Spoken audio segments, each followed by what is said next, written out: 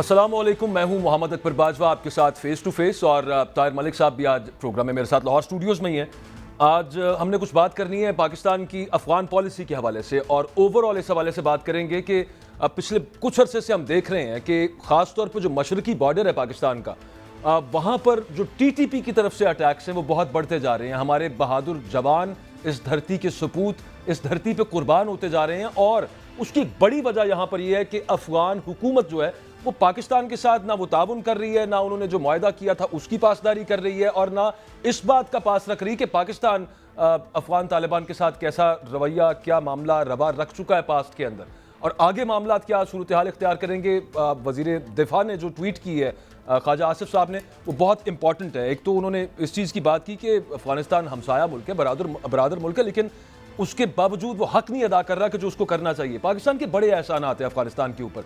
बाकी सारे अगर हम मिलिटरीली हम बात को साइड पे भी कर दें, हम सिर्फ अगर रेफ्यूजीज़ की बात करें, 50-60 लाख जो रेफ्यूजीज़ हैं और कई दहाइयों से पाकिस्तान जो उनको हाउस किए हुए हैं पाकिस्तान के अंदर, उसके बावजूद मामला जो है ना, एक जो बयान आया, बार बार मेरे मुंह से जो निकल रहा है वो ख्वाजा आसिफ साहब की बात हो गई थी, जो बयान आया ख्वाजा आसिफ साहब का कि अगर ये मामला ठीक ना हुए, सूरत हाल मजीद इसी तरह ये जारी नहीं रह सकती, हम अपनी सरजमीन और शहरियों के तहफ़्फ़ुज़ के लिए तमाम तर वसाइल बुरूए कार लाएंगे।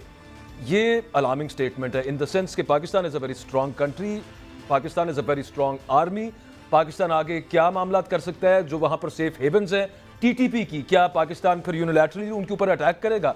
ये एक ऑप्शन है पाकिस्तान के पास। क्या पाकिस्तान इसको एक्सरसाइज कर सकता है?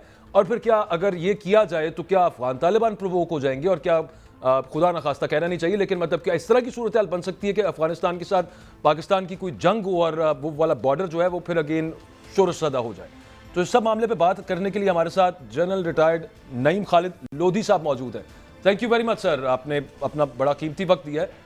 सबसे पहले एक चूंकि आगे हमने फौरन ब्रेक ले लेनी है, लेकिन ये ज़रा बता दीजिएगा, इस पर थोड़ा अभी तक क्लैरिटी नहीं है, हमारी आजकल अफगान पॉलिसी क्या है सर? मेरा ख्याल है कि आजकल हमारी कोई भी अफगान पॉलिसी नहीं है, और यही वजह है कि ये तमाम जो गलतफहमियाँ पैदा हो रही हैं। कि आपने तो सिर्फ बात की ना रेफ्यूजीज़ की, सिर्फ रेफ्यूजीज़ की बात नहीं है। वो एक लैंडलॉक्ड कंट्री है, उनको हम एक्सेस देते हैं, उनकी चीज़ें गुजर कर बंदरगाहों तक जाती हैं, हमारी बंदरगाहों तक वापस आती हैं। उनकी सारी तजारत आधी से ज़्यादा पाकिस्तान के साथ है। उनके बच्चे यहाँ पढ़ते हैं, उनकी मेडिकल यहाँ पर सारी सहूलियात उनको दी जाती हैं। तो पहले आपको और मुझे एक बात सोचनी चाहिए, साहब ख्वाजा साहब से भी मैं ये इल्तिजा करूँगा कि हमारे ख्याल में या ख्वाजा साहब के ख्याल में या जो भी ये बात करते हैं कि जी वहाँ वो हमारे नेबरहुड का हक अदा नहीं कर रहे, उनके पास इंसेंटिव क्या है इस खराबी को करने का?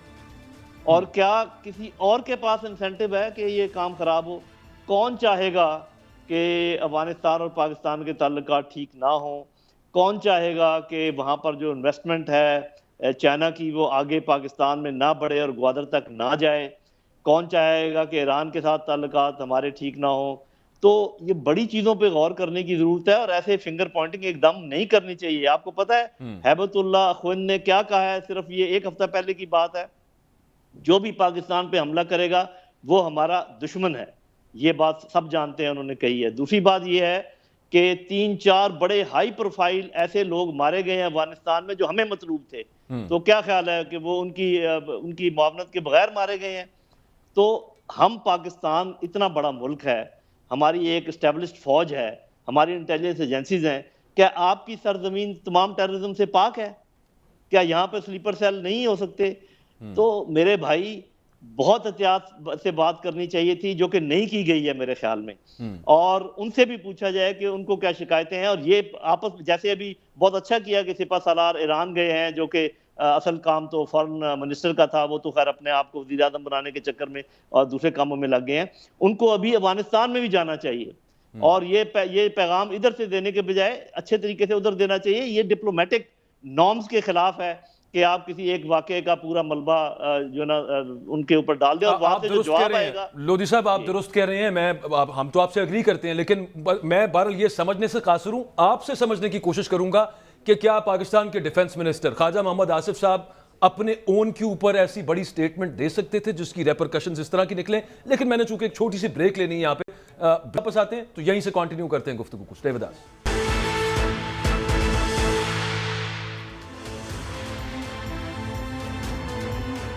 Welcome back. तो जो स्टेटमेंट ख्वाजा आसिफ साहब ने दी थ्रू हिज ट्वीट वो बहुत बड़ी है। वो ये है कि अगर अफगानिस्तान पाकिस्तान के साथ ताउन नहीं करेगा और इसी तरह का मामला वहाँ से क्रॉस बॉर्डर अटैक्स होते रहेंगे और हमारे यहाँ पे फौजी जवान शहीद होते रहेंगे, तो फिर पाकिस्तान तमाम तर वसाइल इस्तेमाल करने का हक रखता है। नईम खालिद लोधी साहब हमारे साथ हैं, लेकिन उससे पहले जनरल साहब मैं ज़रा ताहिर मलिक साहब का कॉमेंट लेना चाह रहा हूँ। मलिक साहब वो कह रहे थे कि ख्वाजा साहब को ऐसी स्टेटमेंट नहीं देनी चाहिए थी। आपके ख्याल में ख्वाजा साहब ने अपनी मर्जी से स्टेटमेंट दे दी और उन्होंने कंसल्ट नहीं किया होगा एस्टैब्लिशमेंट को? नहीं, जब आपका वज़ीर दिफा जो स्टेटमेंट देता है वो पाकिस्तान की स्टेटमेंट होती है, और पाकिस्तान से मुराद ये नहीं कि वज़ीर ख़ारजा या वज़ीर दिफा या पाकिस्तान की हुकूमत या पाकिस्तान की स्टैब्लिशमेंट, बाहर वो पाकिस्तान है। ख्वाजा आसिफ पे हम जो मर्ज़ी तनकीद करें, जो मर्ज़ी हम कहें, दिस इज़ पाकिस्तान। और ये बड़ी सीरियस एक आपने बात की। मगर इससे पहले मैं छोटा सा कमेंट करता चलूँ। जनरल साहब ने फरमाया माशाल्लाह उनका तो बहुत एक्सपोजर है, उनकी ओपनिंग स्टेटमेंट ही बड़ी मतलब दिल को हिलाने वाली कि पाकिस्तान की पॉलिसी कोई नहीं।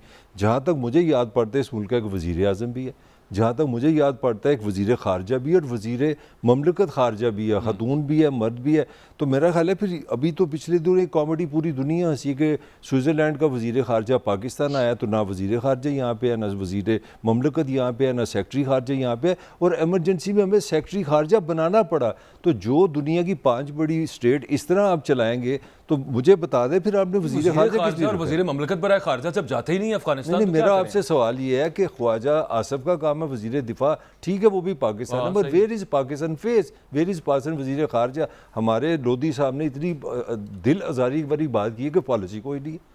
अच्छा, मैं वैसे पूछ लेता हूँ उनसे क्यों उन्होंने ये बात की है। जनरल साहब, आपने ये कहा कि फिलहाल हमारी कोई अफगान पॉलिसी नहीं है, क्या हमारी ये पॉलिसी नहीं है जो कि जनरल आसिम मुनीर साहब ने स्टेटमेंट दी थी कुछ अर्सा पहले कि टीटीपी के साथ मुज़ाकरात करना गलती थी, और ख्वाजा आसिफ ने, डिफेंस मिनिस्टर ने जो अभी एक और रीसेंट ट्वीट की है उसमें उन्होंने यही बात की है कि ये जो मुज़ाकरात जिन लोगों ने किए थे वो अर्स्टवाइल एस्टैब्लिशमेंट की बात कर रहे हैं, वो बड़ा गलत डिसीजन था और उनको जवाब देना चाहिए। तो क्या ये नई पॉलिसी नहीं है कि that we will not talk?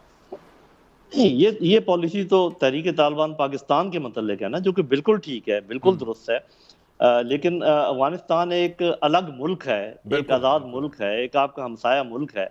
TTP की साथ जो आपके मसाइल हैं उनको आप सिर्फ वही तो एक मसला नहीं है ना अफगानिस्तान के साथ आपका, इतनी लंबी सरहद है आपकी, आपके यहाँ इतने लोग उनके इधर बैठे हुए हैं महाजरीन कितने अरसे से।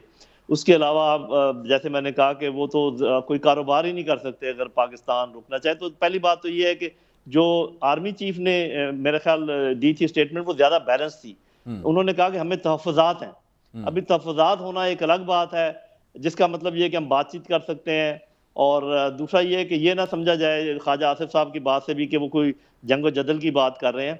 जंग व जदल के बारे में भी मैं 1-2 जुमले आप इसके बाद कह देता हूँ। हमारे पास तो बहुत सारे ऐसे लीवर्स हैं जिनसे हम बहुत स्क्वीज़ कर सकते हैं अफगानिस्तान को, और मैंने उनका जिक्र किया है और आप भी जानते हैं, अफगानिस्तान भी जानता है। तो मुझे कोई ये बता दें, नॉन मिलिट्री लीवर्स की बात कर रहे हैं जी, नॉन मिलिट्री लीवर्स की बात कर रहे हैं, और वही पहले इस्तेमाल करने चाहिए। पॉलिटिकल हैं सबसे ज्यादा, अगर कभी अभी भी इस हालत में भी अगर कोई सपोर्ट कर रहा है अफगानिस्तान को, चाहे हमने माना नहीं है, तो मेरे ख्याल वो पाकिस्तान, चीन और ऐसे ममालिक ही हैं। लेकिन सबसे बुनियादी बात देखने की ये है, और आप तो मतलब बड़े ज़हीन लोग हैं, इन चीज़ों पे नज़र रखते हैं, मुझे कोई बता दे कि इसमें इंसेंटिव क्या हो सकता है अफगानिस्तान का कि जी पाकिस्तान के साथ वो खराबी पैदा करे, सवाए इसके कि ठीक है उन्होंने उनको रिलोकेट भी कर दिया, दूर कर दिया। एक बात मैं एक बड़ी इंपॉर्टेंट बात आपको बताना चाहूँगा।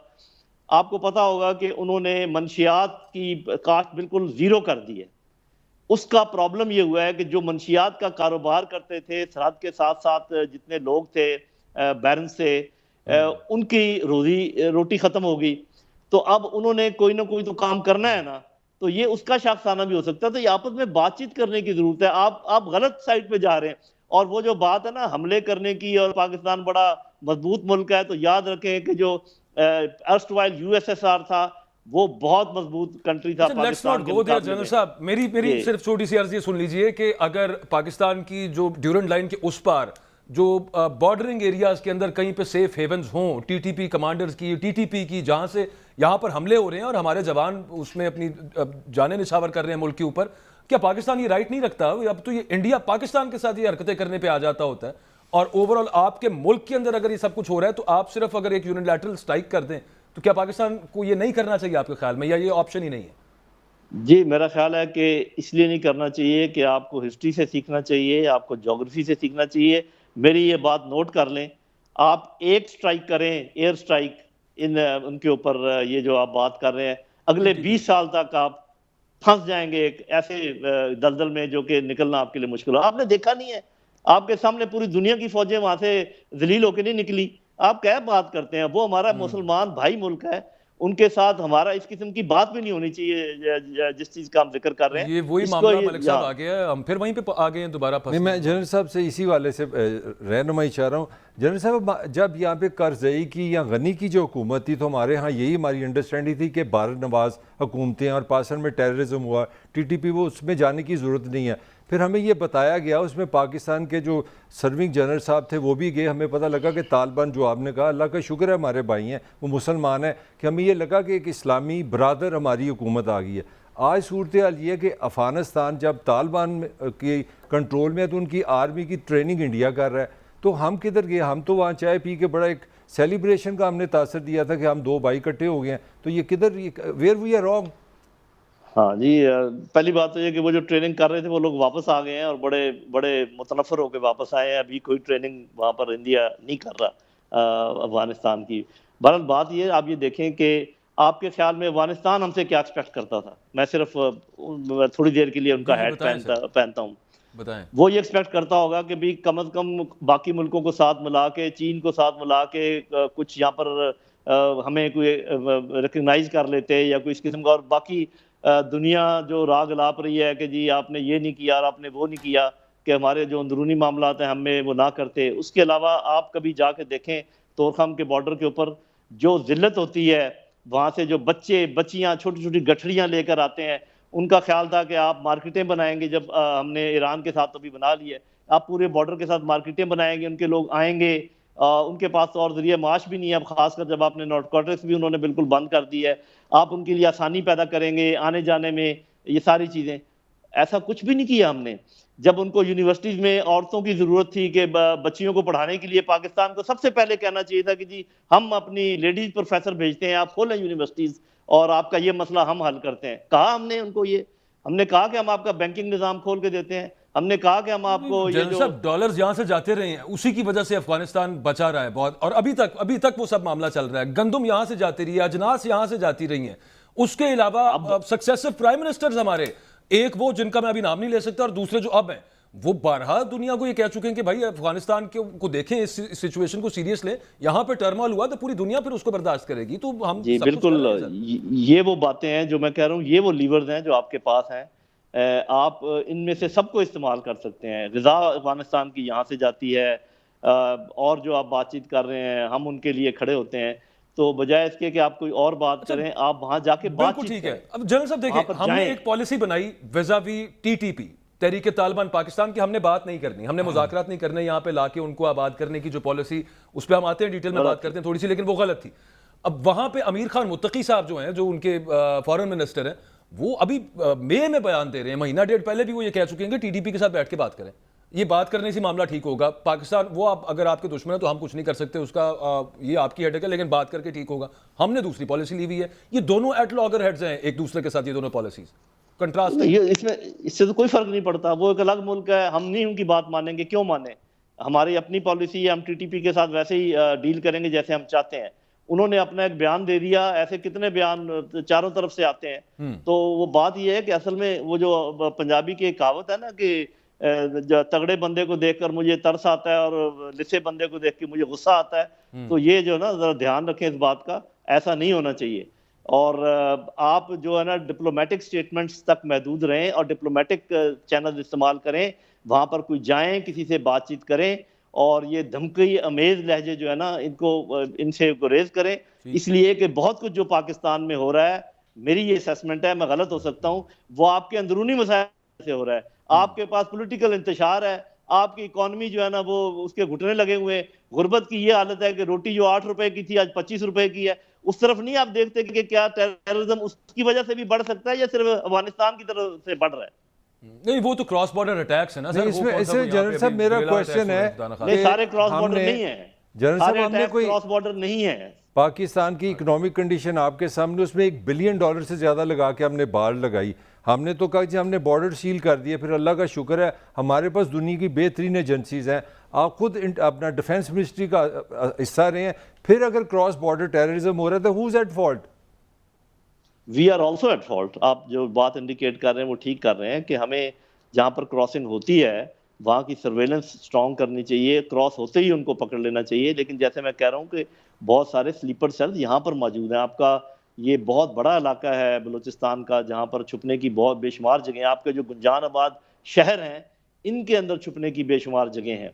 और उसको भी अब ध्यान, इसमें कोई शक नहीं कि उनके साथ ये हमारे मसाइल हैं। तो मसाइल तो मुल्कों के होते हैं, लेकिन उसका ये मतलब तो नहीं होता कि बिल्कुल आप जामद और साकित हो जाएं और हर चीज़ बंद कर दें। आपको पता है कि आप जा नहीं सकते सेंट्रल एशिया की तरफ जब तक कि अफगानिस्तान के साथ रूट आपके थ्रू ना हो।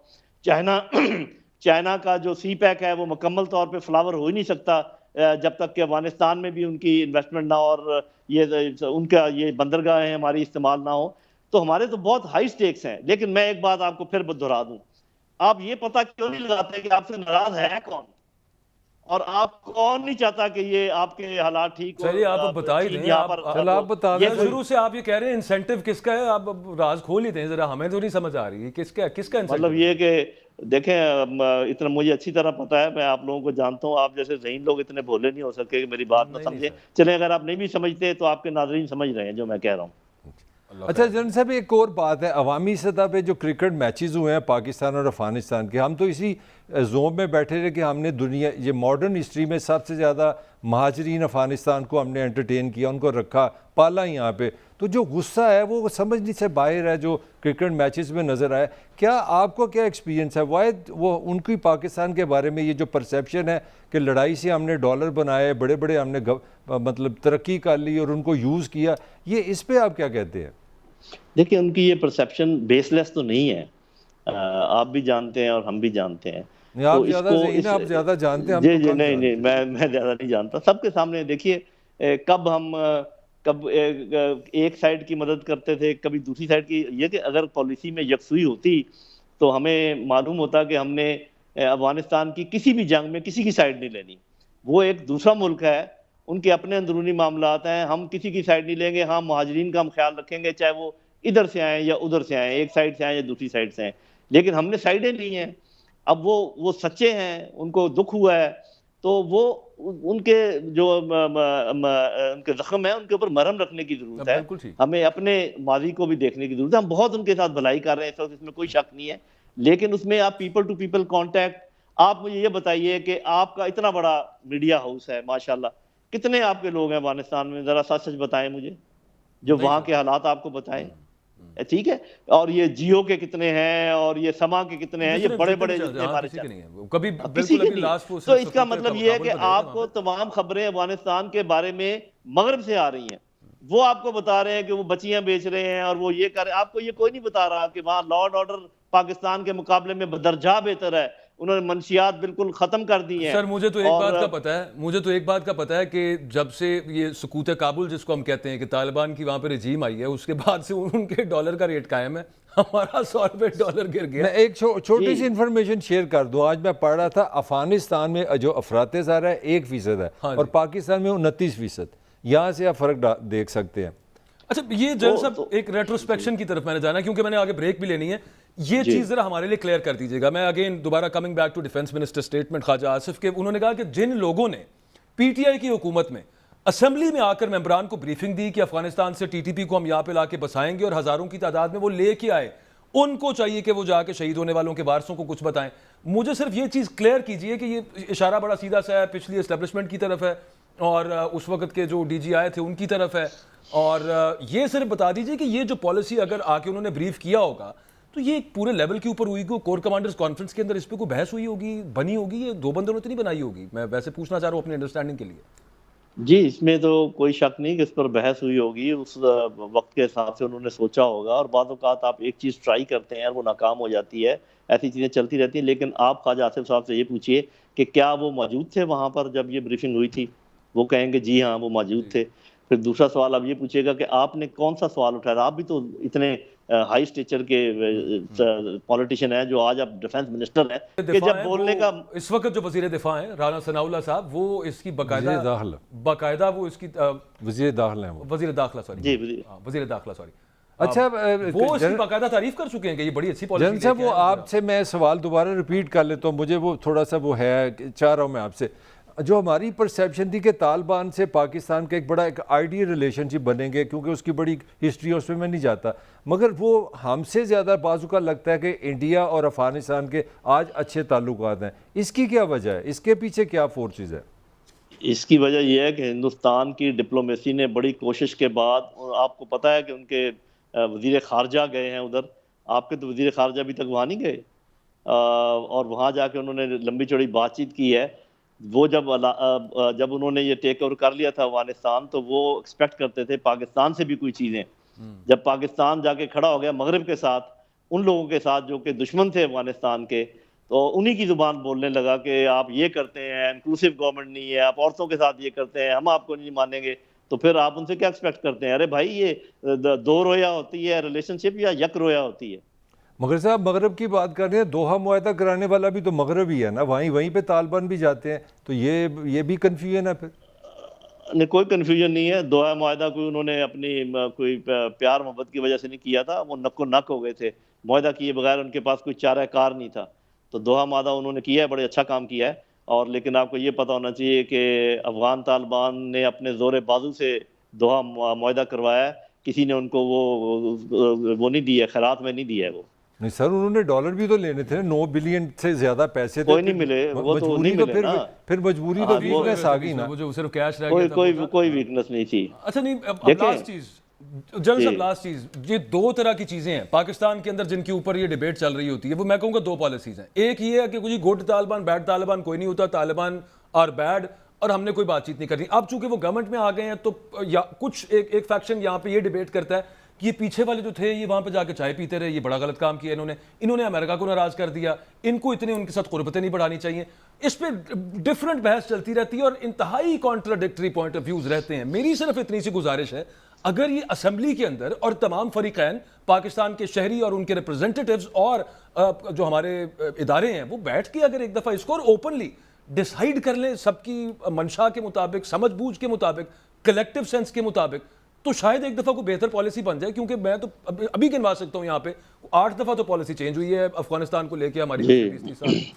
देखें, दो बातें मैं कहूँगा। एक तो ये कि बिल्कुल वाज़ेह है रोज़े रोशन की तरह कि तहरीक तालिबान पाकिस्तान हमारे दुश्मन है और हम उनको दुश्मन ही ट्रीट करेंगे। ये अलग बात है कि बाज़ औक़ात दुश्मनों के साथ बातचीत की जाती है, वो करने की कोशिश की गई जो नाकाम हुई, और अब जो हमारी पॉलिसी है बिल्कुल वाज़ेह है। दूसरी बात ये कि तहरीक तालिबान पाकिस्तान ने ये जो लोग हैं, वो उन्होंने आज़ादी हासिल करने के लिए जंग लड़ी है, उनका हमारे साथ कोई लेना देना नहीं है, सिवाय इसके कि उनका एक एफिलिएशन है तहरीक तालिबान पाकिस्तान के साथ। वो उनको उस तरीके से डील नहीं करना चाहते जैसे हम चाहते हैं कि वो करें। इसके लिए आपको बातचीत की ज़रूरत है। ये बात तो इधर ही छोड़ दें, एक बात है। दूसरी बात ये है कि जिसका काम उसी को साजे। फौज का काम था इलाकों को साफ करना, फौज का काम है लड़ाई करना, फौज का काम है दूसरे को जेर कर देना। जनरल साहब, सिर्फ ब्रीफली कमेंट कर दीजिएगा, जो फाटा को हमने जम किया था केपी के अंदर और वहां पर डेवलपमेंट करनी थी और जो पैसे देने थे और फिर ये नई गवर्नमेंट ने आके रोक लिया सारा मामला, ये भी एक वजह हो सकती है डिसकंटेंट की लोगों के अंदर? जी, वो देखें, ये तो आपको मैं सीधी सी बात बताऊं कि जो लोग हैं वो तो 2-3 चीज़ें चाहते हैं। लोग एक ये चाहते हैं कि हमारी रोजी रोटी का इंतज़ाम होना चाहिए, सही, और दूसरा लोग ये चाहते हैं कि इंसाफ होना चाहिए। अब कोई भी निज़ाम जब उनको वो देगा तो वो खुश होंगे, जब नहीं देगा तो वो नाखुश होंगे। ठीक। हमें तो ये जो मौजूदा निज़ाम है पूरे पाकिस्तान में कहीं भी किसी को इंसाफ नहीं दे रहा और कहीं भी किसी को रोजी रोटी नहीं दे रहा, तो फाटा की क्या बात करनी। Thank you very much general साहब, हमारे साथ मौजूद थे जनरल नईम खालिद साहब। जब से ये सीज़ फायर जो टीटीपी के साथ हुआ था वो ख़त्म हुआ था, उसके बाद से 100 से ज़्यादा हमले पाकिस्तान पे हो चुके हैं। लेट्स सी कि स्टेट ऑफ पाकिस्तान जो है वो आगे क्या मोड्स अपनाती है अपनी बात मनवाने के लिए। और जैसा कि जनरल साहब बता रहे थे कि नॉन मिलिट्री मोड्स भी पाकिस्तान के पास ऑप्शंस मौजूद हैं। एक ब्रेक लेते हैं, ब्रेक से वापस आएंगे तो कुछ पंजाब पुलिस जो इधर पंजाब के अंदर जो कर रही है बड़े अरसे से, वो उसका एक और मज़र हमें नज़र आया एक आम वाक़े के अंदर। तो डिटेल में बात करते हैं इस ब्रेक के बाद।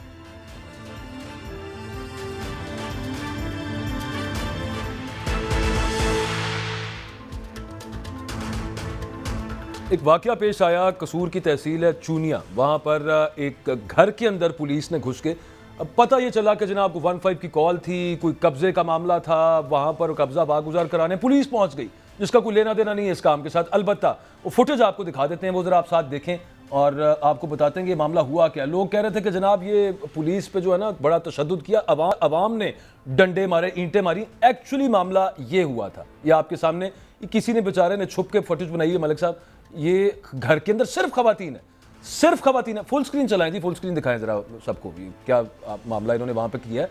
खवातीन के साथ सिर्फ मर्द पुलिस एहलकार अंदर घुसे में। एक इसको डिटेल में देखेंगे ना, एक छोटा सा बच्चा है मलिक साहब 3-4 माह का, जी जी। वो बेचारा चारपाई पे, वो माँ उसकी बेचारी और उसको घसीट के बाहर ले गए। वो देखें पीछे एक बच्चा बैठ, वो चारपाई पे बच्चे हैं, खवातीन को मेल पुलिस एहलकार घसीट रहे हैं और घसीट के बाहर, मतलब औरतों के साथ बदतमीजी, दस्तदराजी, घर के अंदर घुसना। यही मामले हम बहुत दिनों से जो पॉलिटिकल विक्टिमाइजेशन पुलिस की तरफ से हो रही है उसके अंदर भी हम यही शिकायत देख रहे हैं।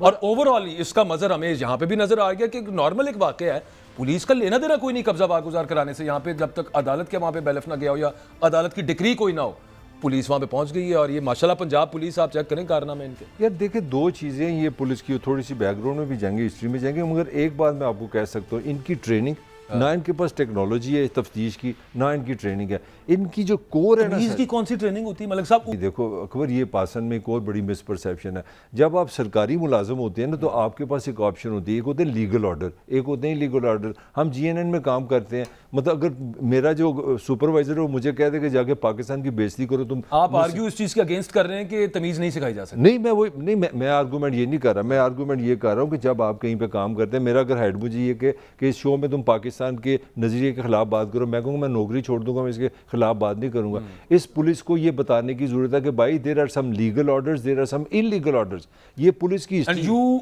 Are not bound to obey illegal orders. अगर आप मेरा SP है, मेरा अफसर मुझे कहता है जाओ उसको उठा लाओ, तू मामा लगना उठा लाओ, मेरे पास एक सिस्टम होना चाहिए। ना आपके पास टेक्नोलॉजी है तफ्तीश की, ना आपकी तरबियत है। अब इसकी रीज़न क्या है, थोड़ा सा 1 मिनट में ज़्यादा ले जाऊँगा।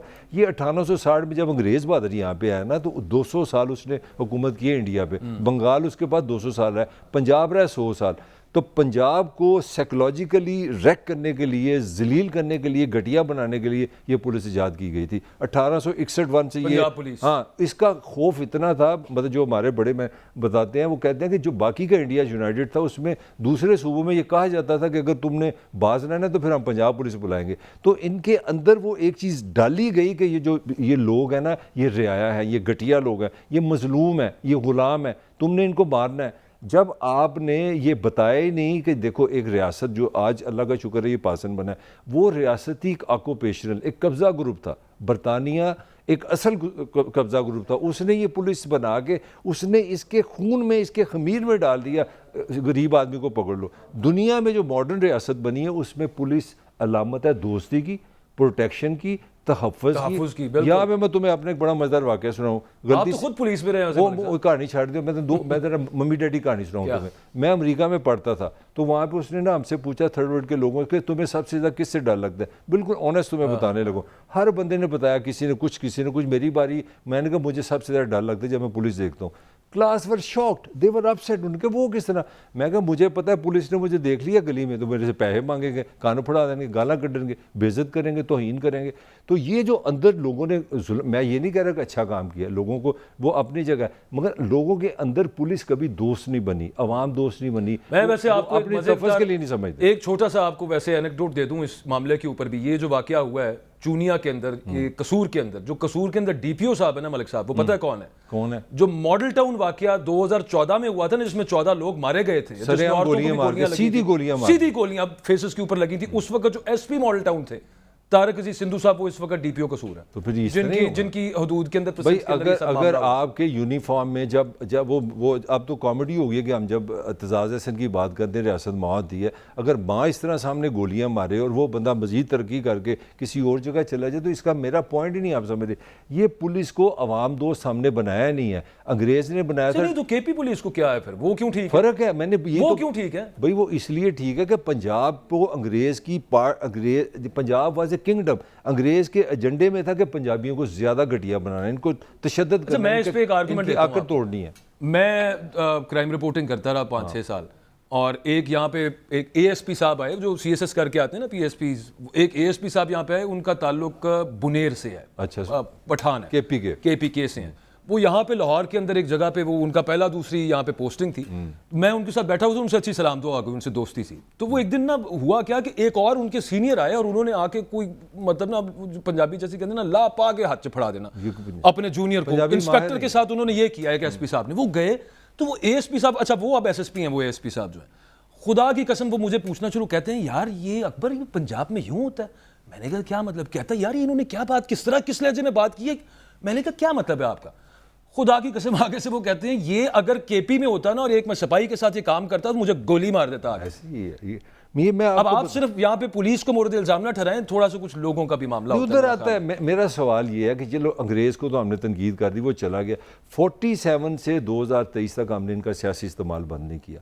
अब भी देख लो, इस वक्त देख लो, चलो फिर तुम कहोगे हम सियासत में चले गए। आप ठीक है, जो पीटीआई के लोगों के साथ हुआ है इसी पुलिस ने किया ना। मेरे अपने मोहल्ले में मतलब एक इंतहाई इज्जतदार खातून, जिस तरह मैं एक अपनी बहन को समझता हूँ, यार आप 2-3 बजे रात को क्यों आते हैं, आप सुबह क्यों नहीं आ सकते? भाई मैंने अगर गलत काम किया है, इतना आप यही कह रहे हैं ना कि आपको एक मुकदमे में आपसे इन्वेस्टिगेट करना है, तो यार आप दोपहर को आ जाओ। मेरा पॉइंट समझो ना, जब आप सो रहे हैं, वो जो साइकोलॉजिकली ये टॉर्चर देते हैं ना, मैं आपको बार बार कह रहा हूँ, ये अवाम दोस्त पुलिस नहीं है। इसके बनाने का मकसद खौफ क्रिएट करना था, स्लेवरी वही चल गया ना मलिक साहब। वहां से वो पहले भैंस चोरी का पर्चा डाल दो, मुज़क्का खेज, फिर उसके बाद किसी पे पाना चोरी डाल गया। अच्छा बीच में वैसे मैं तो उसको भी इसी जुमरे के अंदर लेता हूँ, बीच में 15 किलो हेरोइन जो डाल गई थी, वो गो के एक और इदारे की एएनएफ की तरफ से डली थी। फिर इस दफा वो टूटी चोरी का पर्चा डाल गया था यहाँ पे। हाँ, तुम्हें तुमने एक बात की ना, मैं खुद पुलिस में रहा हूँ, तो जब मैं पुलिस में गया तो पता है मैं पुलिस वाले जो ऑफिसर क्या कहते थे, मेरा वही पॉइंट अंग्रेज वाला, वो कहता था यार तुम लोग ये बड़े मम्मी डैडी जैसे अफसर आ गए हो, गोरे गोरे लड़के आ गए हो। पुलिस की इतनी दहशत थी आज से 50-60 साल पहले कि थाने के आगे से सिटीजन नहीं गुजर सकता, क्योंकि सिटीजन का ख्याल था ये थाना है, मेरा काम ही नहीं है इसके आगे से गुजरूं। मेरा वही पॉइंट है, जब तक ये अवाम दोस्त पुलिस नहीं बनाएंगे, आप लोगों को पुलिस को नहीं समझाएंगे कि यार आप टैक्स पेयर की खिदमत के लिए बैठे हो, उसके तहफ़्फ़ुज़ के लिए बैठे हो, यहाँ पे है लोग खाइफ है पुलिस से, और ये वीकर का मलिक साहब। अच्छा वैसे एक आखिरी पॉइंट, अदालतें भी तो होती हैं ना यार, ये इस तरह की जब है ना है नहीं है, वो तो छुट्टियां आ जाती है ना, गर्मी की छुट्टियां, कभी कुछ हो गया, कभी कुछ। अच्छा वो एक और, अच्छा आखिरी चीज जो मुझे आपकी बात से वैसे समझ आई है ना, नहीं समझ गया ना, गलत समझ गया। हाँ नहीं ठीक है, नहीं होती हैं, आप सही कह रहे हैं, मैं मुझे भी समझ आ गई, तो मैं फिर मान ली मैंने गलती अपनी की, छुट्टियां होती हैं 3-3 महीने की। मैं वैसे आपसे आखिरी बात ये पूछना चाह रहा था, तो आप कह रहे थे ना कि यार दिन का टाइम भी होता है, रात के टाइम पे जाके 2 बजे चले जाओ, 3 बजे चले जाओ, घर के अंदर घुस जाओ और ये सब मामला हो आपका। वैसे मुझे ऐसे लगा जैसे आप ये कहना चाह रहे हैं कि ये इन्होंने जो है ना गलत कर दिया, दिन के टाइम पे चले गए थे, अब ये रात के टाइम पे जाएंगे, नहीं ताकि इनको पत्थर ना पड़े। यार ये देखो, दुनिया का कोई इंसान जितना मर्जी महजब हो, आप अपनी बहन को, माँ को, किसी औरत के साथ, मैं खुदा ना खास्ता, मैं ईमानदारी से समझता हूँ, शायद तुम मैं वहाँ खड़े होते, हमारी कुछ नहीं लगती, मेरा भी रिएक्शन अच्छा नहीं होना था।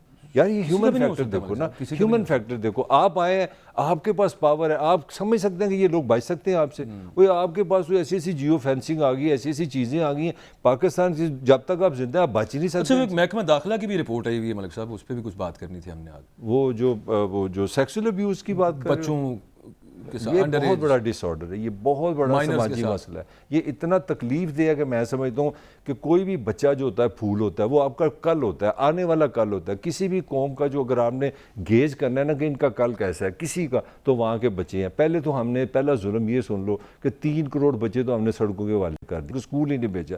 ये दुनिया की सबसे बड़ी पॉपुलेशन है, दुनिया की सबसे बड़ी प्रपोर्शनली पॉपुलेशन इस मुल्क में है जो अल्लाह के नाम पे बना था, जो पाकिस्तानियों की बेहतरी के लिए यंगस्टर्स की, 3 करोड़ बच्चों ने माइनर्स तुमने की। सड़कों के हवाले कर दिया। तो वो जो वहाँ पे जो क्रिमिनल एलिमेंट है, अल्लाह माफी, ये फूल है यार, ये तो मतलब एक मोहब्बत मासूम लोग हैं, आपने उनको इसलिए इस तरफ आप ले गए।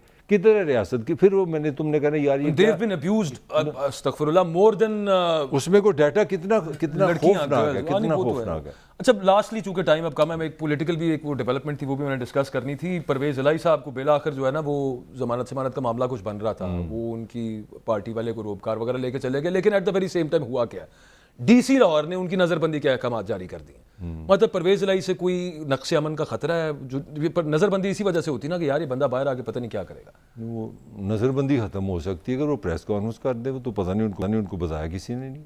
अच्छा, बड़ा आसान है ये। वैसे मैं आपकी खबर देता हूँ, खान साहब से कोई लेटली कुछ दोस्त मिले हैं तो उन्होंने बड़ी तारीफ किया मियाँ साहब, चौधरी साहब की। उन्होंने कहा कि इस एज में, हाँ मैं पॉजिटिव बात कर रहा हूँ, मजाक नहीं कर रहा, उन्होंने कहा इस एज में इस हेल्थ के साथ जो उन्होंने डिटर्मिनेशन, जो प्रेशर लिया है ना, मैं चेयरमैन पीटीए की बात कर रहा हूँ, ही talk very high of him, उनका आई एम रियली इम्प्रेस्ड। और कई लोग मलिक साहब, लोग बात करते हैं वैसे वो समझते हैं कि ये नूरा कुश्ती वाला मामला ही चल रहा है, जैसे लोग शाह महमूद कुरैशी साहब के बारे में बात करते हैं। नहीं वो तो खान साहब ये नहीं समझते।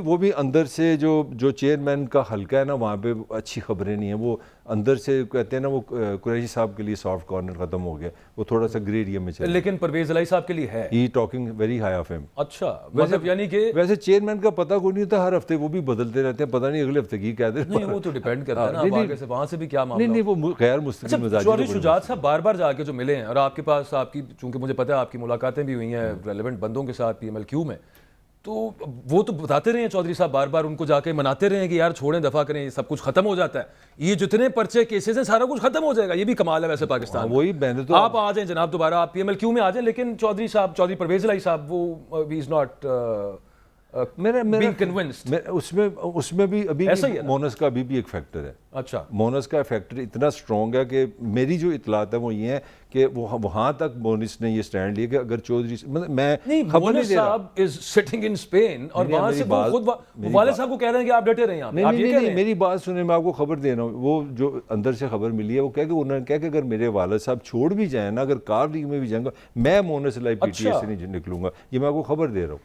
अच्छा, वो इतना कमिटेड है पीटीआई के साथ। तो मेरा ख्याल है ये एक इनकी को फैमिली के भी ऐसे इश्यूज हैं, कुछ ऐसे मामला हैं कि मेरा ख्याल उनके लिए बड़ी, अब देखें ना, इन्वेस्टमेंट भी बड़ी हो गई है पीटीआई। उन्होंने सीएम, ये पाकिस्तान की तारीख में कौन इस्तीफा देता है बताओगे? देता इज्जत का भी मामला नहीं, वो आपकी बात बिल्कुल दुरुस्त है, लेकिन इज्जत का भी मामला आ जाता है ना एक हद तक, जिस लेवल तक मामला आ गया वो अब यहाँ पे आके दोबारा जाना पीएमएलक्यू में, मेरा हाल है ये इनके लिए पॉलिटिकली ज़्यादा डैमेजिंग होगा। अगर ये अब खड़े रहे, देखिए यार इतना उन्होंने मुश्किल तो टाइम गुजार लिया इस मौसम में, मेरे लिए दुनिया का किसी भी जेल में जाने का सबसे। और लास्टली वैसे मैं ये कहूँगा कि ये कहा जा रहा था कि परवेज इलाही साहब आए हैं तो जो चेयरमैन पीटीआई के मामला हैं वो कुछ ठीक हो जाएंगे, नहीं वो क्वार्टर्स के साथ, वो तो कोई मामला नहीं बना। नहीं वो तो है। देखिए ना, अगर आपकी इनकी पॉलिटिकल हिस्ट्री देखें तो ये एक हवाले से इनके बड़े अच्छे रिलेशनशिप हमेशा रहे हैं एस्टैब्लिशमेंट की, और एस्टैब्लिशमेंट का एक अपना अंदाज़ है, एक अपनी ज़ुबान है, अपनी बॉडी लैंग्वेज है, उसमें इनको बड़ी महारत हासिल है। और कुछ लोगों का अभी भी ये ख्याल था कि ये पीटीआई क्लोजिंग रिमार्क्स आगे फ़ायदा होगा। मेरा ख्याल है कि ये शहबाज शरीफ बन सकते हैं पीटीआई के आने वाले ज़माने में। सही है,